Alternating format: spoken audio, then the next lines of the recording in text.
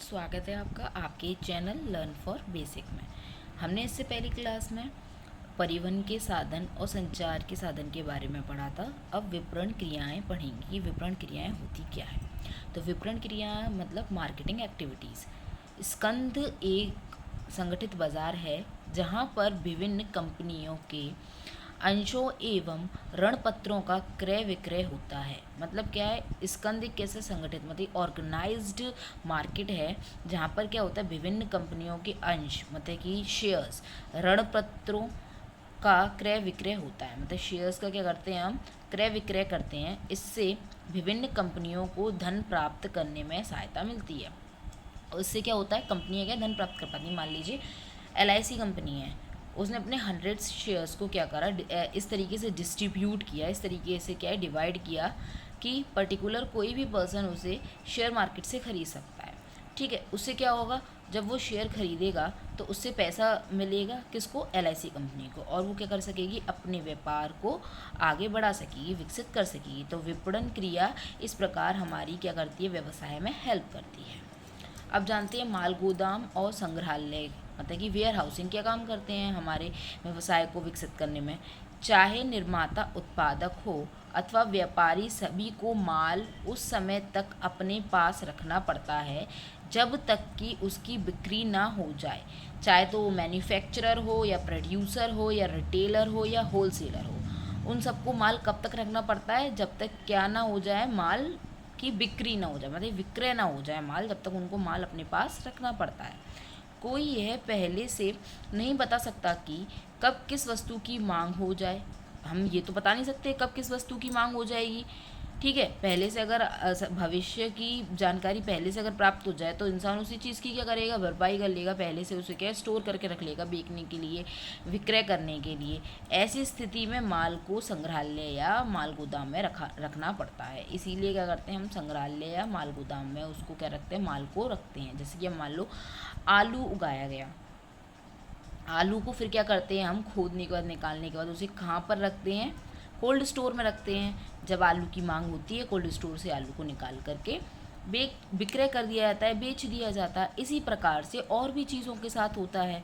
ठीक है, अब जानते हैं विज्ञापन क्या हेल्प करता है हमारा। Advertisement is the most important part of our trade, और कह सकते हैं most important part of the most important part of the business.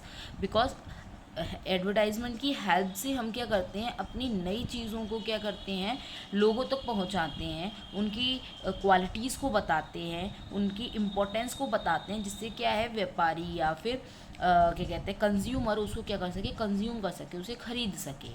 ठीक है, आज का युग विज्ञापन का युग है। इसे हम आधुनिक व्यापार का जीवन रक्त भी कह सकते हैं। मतलब कि आज का टाइम कैसा, एडवर्टाइजमेंट का, हर चीज़ एडवर्टाइज होती है।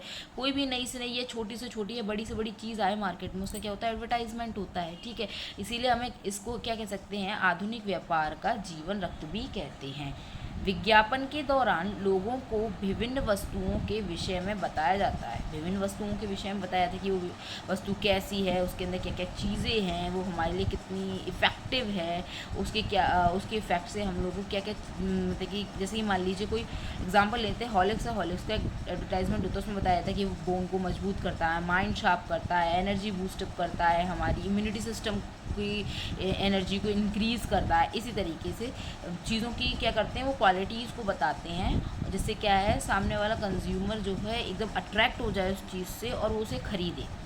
वस्तु के बारे में विज्ञापन द्वारा ही लोगों को बताया, नई नई वस्तुओं के बारे में विज्ञापन द्वारा ही लोगों को बताया जाता है। इससे मांग उत्पन्न होती है। फिर क्या होगी, मांग उत्पन्न होगी, जिसके कारण विक्रय में वृद्धि होती है। उसके कारण क्या होता है, हमारी सेल्स में क्या होती है, इंक्रीमेंट होती है। आपको आई होप समझ में आ गया होगा कि व्यापार के सहायक किस तरीके से हमारी हेल्प करते हैं व्यापार को क्या करने में, विकसित करने में। अब उद्योग के बारे में पढ़ेंगे, इंडस्ट्रीज़ के बारे में पढ़ेंगे। उद्योग, अब जानते हैं उद्योग का अर्थ एवं परिभाषा क्या है। उद्योग का मतलब होता है इंडस्ट्री। तो क्या है, उद्योग व्यवसाय का वह अंग है जिसमें वस्तुओं अथवा सेवाओं का उत्पादन भौतिक संसाधनों के प्रयोग द्वारा होता है। भौतिक मतलब फिजिकल जो रिसोर्सेज मौजूद हैं, फिजिकली तैयार करने वाली जो रिसोर्सेज है, उसके द्वारा हम क्या करते हैं, उद्योग मतलब सेवाओं को उत्पन्न करते हैं। उद्योग के माध्यम से वस्तुओं का रूप बदलकर उनकी उपयोगिता में वृद्धि की जाती है। क्या करते हैं, रॉ मटेरियल को फिनिश गुड में चेंज करके उसको यूज़फुल बनाते हैं। ठीक है, अन्य शब्दों में कहें तो उद्योग की अवधारणा में वे समस्त क्रियाएं सम्मिलित हुए जो कच्चे माल को पक्के मतलब या फिर तैयार माल में परिवर्तित करके अथवा उसे विक्रय योग्य अवस्था में लाती हैं। मतलब उद्योग क्या करता है, रॉ मटेरियल को फिनिश गुड में चेंज करता है और उसे सेल आउट के लिए क्या करता है, प्रिपेयर करता है। ओके, अब इसकी परिभाषा है। Professor S.R. डावर के अनुसार क्या कहा है, उद्योग वाणिज्य का वह विभाग है, मतलब वो पार्ट है जो धन के उत्पादन से संबंधित है। अब देखा जाए तो वाणिज्य का हर एक पार्ट धन से ही संबंधित होता है, उद्योग भी क्या है, धन से संबंधित ही पार्ट है, किसका विभाग है, वाणिज्य का एक डिपार्टमेंट है। उद्योग को निम्नलिखित 3 भागों में बांटा गया। प्राथमिक उद्योग मतलब प्राइमरी इंडस्ट्री, द्वितीय उद्योग मतलब कि सेकेंडरी इंडस्ट्री, तृतीय एवं सेवा उद्योग मतलब टेरिटरी एंड सर्विस इंडस्ट्री। ठीक है, पहले जानते हैं प्राइमरी इंडस्ट्री के बारे में कि प्राइमरी इंडस्ट्री है क्या है। तो मैं आपको क्या कहते हैं ओरली बता देती हूँ प्राथमिक उद्योग क्या है। प्राथमिक उद्योग के अंदर क्या है कि प्रकृति से रिलेटेड चीज़ें आती हैं, वो क्रियाएं आती हैं जो हमारा कच्चा माल तैयार करने में क्या करती हैं, हेल्प करती हैं। जैसे कि हमारा कृषि जो है प्राथमिक के अंतर्गत आता है, जैसे खेती खनन मतलब कि खुदाई करके जो है मटेरियल्स को निकालना, मेटल्स को निकालना, मछली पालन, पशुपालन आदि, ये सब किसके अंतर्गत आता है, प्राथमिक उद्योग के अंदर आता है। प्राथमिक उद्योग क्या करता है, कच्चा माल उपलब्ध कराने में हेल्प करता है। ठीक है, अब जानते हैं द्वितीय उद्योग क्या है। तो द्वितीय उद्योग क्या करता है, प्राथमिक उद्योग को लेता है और उसको क्या करता है, फिनिश गुड्स में कन्वर्ट करता है। जैसे कि कपास का उत्पादन प्राथमिक उद्योग में होता है, जबकि उससे कपड़ा तैयार करना द्वितीय उद्योग का काम है। मतलब कि हमारी सेकेंडरी इंडस्ट्रीज़ क्या करती है, कच्चे माल को फिनिश गुड में चेंज करती है। और तृतीय सेवा उद्योग का काम क्या है, इन दोनों से हटकर है, वो क्या करता है, द्वितीय उद्योग को सेवा प्रदान करता है। जैसे परिवहन की सेवा, संचार की सेवा, बैंकिंग, शिक्षा, स्वास्थ्य, बीमा आदि सेवाएं प्रदान करता है। कौन, तृतीय उद्योग। प्राथमिक उद्योग का काम है कच्चा माल तैयार करना, द्वितीय उद्योग का काम है कच्चे माल को फिनिश गुड में चेंज करना और तृतीय उद्योग का काम है सेवा प्रदान करना। अब हम अंतर जान लेते हैं, डिफरेंस जान लेते हैं किसके बीच में, ट्रेड, कॉमर्स एंड इंडस्ट्री के बीच में। मीनिंग क्या है ट्रेड का, व्यापार से आश्रय वस्तु के क्रय विक्रय से लगाया जाता है। मतलब क्या है, क्या समझते हैं हम, व्यापार क्या है, क्रय विक्रय करना। वाणिज्य से आश्रय उन क्रियाओं से है जो वस्तु के निर्माण से उसके उपभोग तक आने वाली बाधाओं को करने से संबंधित है। उपभोग तक आने वाली बाधाओं को सॉल्व मतलब कि बाधाओं को हटाने, बाधाओं को हल करने से संबंधित है, हल करने से संबंधित है। ठीक है, क्या करती है, वाणिज्य की क्रय विक्रय मतलब कि निर्माण मतलब प्रोड्यूसर से हम कंज्यूमर तक जो माल पहुंचा रहे हैं उसके बीच में जो भी बाधाएं आती हैं उनको हल करने से संबंधित किससे है, वो वाणिज्य से संबंधित है। उद्योग से आश्रय उन क्रियाओं से है जो कच्चे माल को पक्के माल के रूप में तैयार करके उसे विक्रय योग्य बनाती है। मतलब कि क्या करती है, रॉ मटेरियल को फिनिश गुड में कन्वर्ट करके उसको क्या करती है, सेल आउट होने के लिए क्या करती है, तैयार करती है। स्कोप जान लेते हैं, व्यापार के अंतर्गत क्रय विक्रय ही आता है। इसके अंदर व्यापार के अंदर क्या क्षेत्र, बस क्रय विक्रय का। वाणिज्य के अंतर्गत 2 आते हैं, व्यापार, व्यापार के सहायक।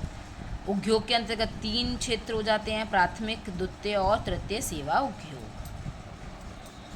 अब जानते हैं इसका ऑब्जेक्ट मतलब कि इसके उद्देश्य क्या, ऑब्जेक्टिव क्या है। व्यापार का ऑब्जेक्टिव है, उद्देश्य है लाभ कमाना। वाणिज्य का उद्देश्य है निर्मित माल को उपभोक्ता तक पहुंचाने में आने वाली समस्याओं को दूर करना। उद्योग का उद्देश्य है न्यूनतम लागत पर वस्तु का निर्माण, मतलब कि कम से कम लागत लगा के वस्तु को तैयार करना। नेचर, इसकी प्रकृति सरल है, इसको बनाना स्ट्रक्चर इसका बहुत इजी है। इसकी प्रकृति व्यवसाय से थोड़ी कठिन है, जटिल है। इस और उद्योग की प्रकृति सबसे अधिक जटिल है, मतलब सबसे ज़्यादा डिफ़िकल्ट है इंडस्ट्री को प्रिपेयर करना। जोखिम, देखते हैं। व्यवसाय में हमारा जो रिस्क है वो कम होता है as compare to commerce. Commerce में जोखिम अधिक है एज़ कंपेयर टू बिजनेस। और उद्योग में जोखिम सबसे अधिक होता है, सबसे ज़्यादा जोखिम का पाया उद्योग में। आपको अगर मेरी वीडियो अच्छी लगी हो तो इसे सब्सक्राइब, लाइक और शेयर ज़रूर करें। ये चैप्टर यहीं ख़त्म होता है। Thank you.